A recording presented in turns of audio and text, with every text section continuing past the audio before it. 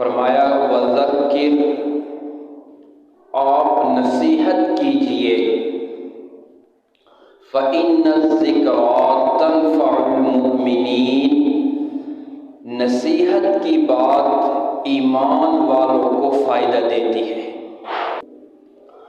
حضرت امام زین العابدین رحمۃ اللہ تعالی علیہ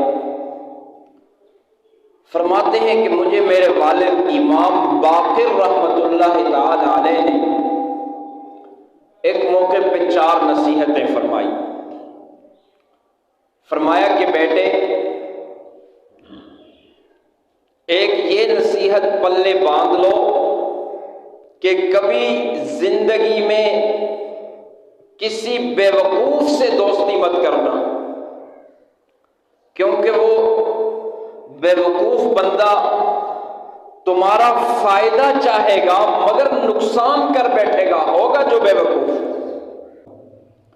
اور دوسری بات کہ جھوٹے انسان سے کبھی بھی دوستی مت کرنا،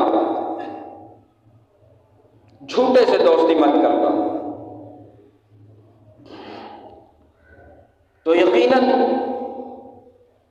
ایسا بندہ کہ جو جھوٹا ہو، بات بات پہ جھوٹ بولے، تو ایسے بندے سے انسان کو دوستی نہیں کرنی چاہیے، انسان خسارے میں ہو جائے گا، نقصان میں ہو جائے گا، کیونکہ اس کی بات کا تو کوئی اعتبار ہی نہیں ہوگا، وزن ہی نہیں ہوگا۔ اعتبار اور اعتماد تو اسی پر کیا جا سکتا ہے جو سچ بولے، اور جو سچ نہیں بولے گا تو پھر اس کی بات پر کوئی اعتماد نہیں ہوگا۔ فرمایا الصدق ینجی والکذب یہلک، سچ نجات دیتا ہے اور جھوٹ انسان کو ہلاک کر کے رکھ دیتا ہے، اس لیے جھوٹ سے بچنے کی ضرورت ہے۔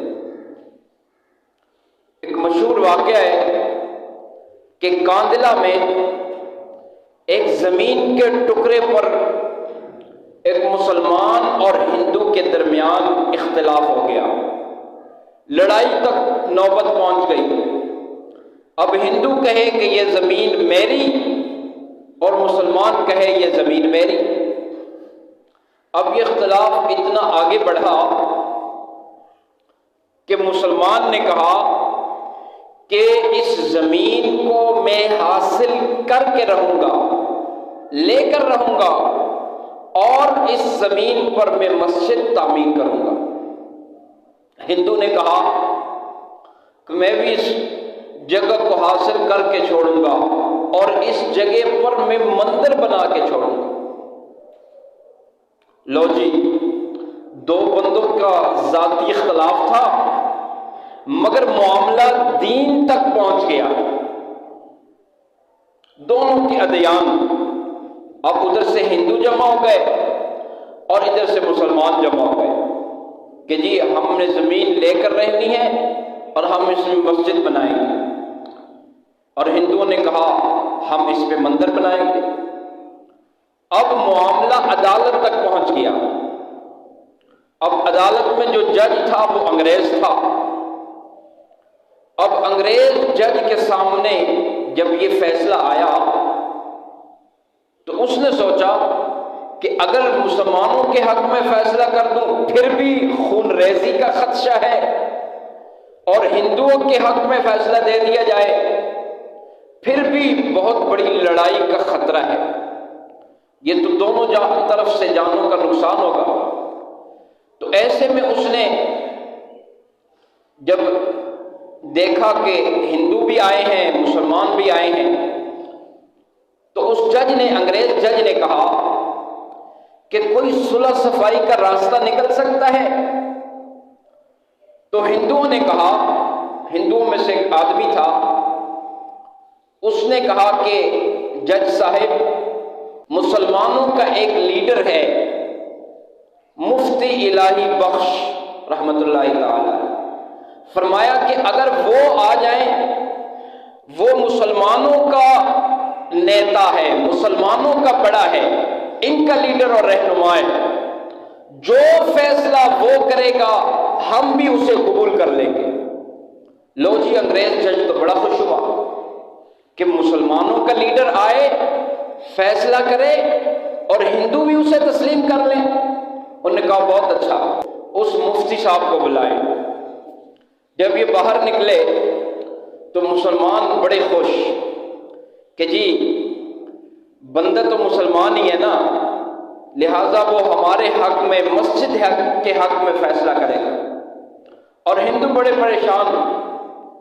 ہندوؤں نے کہا کہ آپ نے مسلمان کا کیوں نام لیا؟ تو اس ہندو بندے نے کہا کہ میں نے اس کا نام اس لیے لیا ہے کہ اگرچہ وہ مسلمان ہے، ہمارے مذہب کا نہیں ہے، ہمارے دین کا آدمی نہیں ہے، مگر وہ ہے بڑا کھرا آدمی، سچا آدمی ہے، جھوٹ نہیں بولتا، وہ جھوٹا آدمی نہیں ہے، وہ سچا آدمی ہے۔ جب یہ بات کی تو مسلمان بڑے خوش، مسلمان کہنے لگے کہ ہم سیمٹ جمع کرتے ہیں، سریا جمع کرتے ہیں، مسجد کی تعمیر کریں گے۔ جب اگلی دفعہ جج کے سامنے آئے تو مفتی الہی بخش صاحب جب وہاں پہنچے تو انگریز جج نے کہا کہ مفتی صاحب بتائیں یہ زمین کے ٹکڑے کی جو اراضی ہے یہ کس کی ہے؟ اس مسلمان بندے کی ہے یا ہندو کی ہے؟ اس نے کہا جی یہ تو ہندو کی زمین ہے۔ تو مفتی صاحب سے کہا گیا، جج صاحب نے، کہ ہندو پھر اس زمین پر مندر تعمیر کریں گے۔ مفتی صاحب نے کہا کہ جب ان کی زمین ہے وہ اس پر اپنا گھر تعمیر کریں یا مندر تعمیر کریں، یہ تو ان کی منشا اور مرضی ہے۔ لو جی فیصلہ ہو گیا، زمین ہندو کی ہے۔ جب یہ فیصلہ ہوا تو اس وقت انگریز جج نے کہا کہ آج میں یہ فیصلہ دیتا ہوں کہ مسلمان تو ہار گئے مگر اسلام جیت گیا۔ مسلمان ہار گئے مگر اسلام جیت گیا۔ جب انگریز نے یہ فیصلہ سنایا تو اس وقت سارے ہندوؤں نے بیک زبان کہہ دیا کہ جج صاحب آپ نے تو اپنا فیصلہ سنا لیا، اب ہمارا فیصلہ بھی سن لیجئے، ہم بھی کلمہ پڑھتے ہیں، مسلمان ہوتے ہیں، اس زمین پر مندر نہیں بنے گا بلکہ مسجد بنے گی۔ تو سچ نجات دیتا ہے اور جھوٹ انسان کو ہلاک کر کے رکھ دیتا ہے۔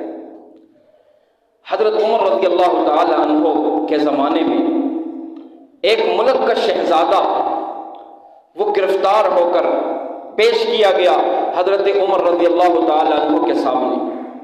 اس نے مسلمانوں کو بہت تنگ کیا ہوا تھا اور حضرت عمر رضی اللہ تعالی عنہ کا خیال یہ تھا کہ میں اسے قتل کروا دوں۔ چنانچہ انہوں نے جلاد کو بلوایا کہ جی اس بندے کا سر اڑانا ہے۔ اس وقت وہ بندہ، وہ شہزادہ، وہ بڑا پریشان اور اس کے چہرے پہ مایوسی اور خوف کے آثار۔ حضرت عمر رضی اللہ نے کہا کہ تمہیں کسی چیز کی ضرورت؟ کہ بھائی ابھی تو تمہارا آخری وقت ہے، جلاد کو حکم دیں گے۔ تو وہ کہنے لگا کہ مجھے پانی کی ضرورت ہے، مجھے ایک گلاس پانی مل جائے۔ تو حضرت عمر رضی اللہ تعالی عنہ نے کہا کہ اس کے لیے پانی لاؤ۔ تو گلاس میں پانی لا کے پیش کیا گیا۔ اس نے پانی کا گلاس ہاتھ میں پکڑ لیا، کافی وقت ہو گیا پانی وہ پی نہیں رہا۔ تو حضرت عمر نے کہا کہ پانی کیوں نہیں پیتے؟ تو اس نے کہا کہ مجھے خوف ہے۔ خوف یہ ہے کہ جب میں پانی پینے لگوں تو اطمینان سے، سکون سے میں پانی ابھی میں نے پیا نہیں ہوگا اور یہ جلاد صاحب جو کھڑے ہوئے ہیں یہ میری گردن اتار دیں گے۔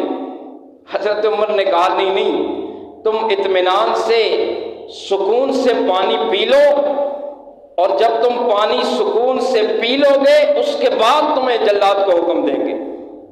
اس نے کہا جب تک میں پانی نہ پی لوں تو پھر مجھے اس وقت تک آپ قتل نہیں کریں گے؟ حضرت عمر نے کہا جب تک تم پانی نہیں پی لیتے اس وقت تمہیں قتل نہیں کریں گے۔ تو وہ اتنا چالاک بندہ تھا وہ شہزادہ کہ اس نے پانی زمین پہ انڈیل دیا، پھینک دیا، اور کہنے لگا کہ اب تو امیر المومنین آپ مجھے قتل کر ہی نہیں سکتے، کیونکہ آپ نے وعدہ دیا ہے اور آپ اپنے وعدے کا پاس رکھیں۔ آپ نے کہا ہے کہ جب تک تم یہ پانی پی نہیں لوگے تو میں قتل نہیں کرواؤں گا، اور پانی تو گیا، لہذا اب آپ مجھے قتل نہیں کروا سکتے۔ تو حضرت عمر رضی اللہ نے کہا ہاں میں تو یہ وعدہ کر چکا ہوں کہ جب تک تم پانی نہیں پیو گے تو میں قتل نہیں کرواؤں گا۔ لہذا حضرت عمر رضی اللہ نے اس وقت کہا کہ جاؤ میں نے تجھے آزاد کر دیا۔ جب یہ بات کہی تو شہزادے نے کہا کہ میں نے یہ طریقہ اس لیے اختیار کیا کہ میں مسلمان ہونا چاہتا تھا، لیکن میں نے کہا کہ اگر میں کلمہ پڑھوں گا تو لوگ کہیں گے ڈر کی وجہ سے کہ یہ مجھے قتل کروانا چاہتے ہیں، اور اس ڈر کی وجہ سے خوف کے مارے اس نے کلمہ پڑھ لیا۔ اس لیے میں نے یہ طریقہ بنایا، اور آپ نے اپنے وعدے کا پاس بھی رکھ لیا، آپ نے سچ کو پروان بھی چڑھا لیا، اس لیے اب میں کلمہ پڑھتا ہوں اور میں مسلمان ہوتا ہوں۔ وہ شہزادہ مسلمان ہو گیا۔ اس لیے سچ یہ نجات دیتا ہے اور جھوٹ وہ بندے کو ہلاک کر دیتا ہے۔ مگر تو اس لیے انسان کو چاہیے کہ اسلام کی جو تعلیمات ہیں ہم ان کو اختیار کرنے والے بن جائیں، اور ہر بات میں ہم سچ کو فالو کریں، سچ بولیں۔ جب بڑے جھوٹ بولتے ہیں تو پھر بچے بھی جھوٹ بولتے ہیں، اور یہ بچوں کی تربیت ہو رہی ہے۔ والد جھوٹ بولتا ہے اور بچہ سیکھ رہا ہوتا ہے کہ میرا ابا جھوٹ بول رہا ہے۔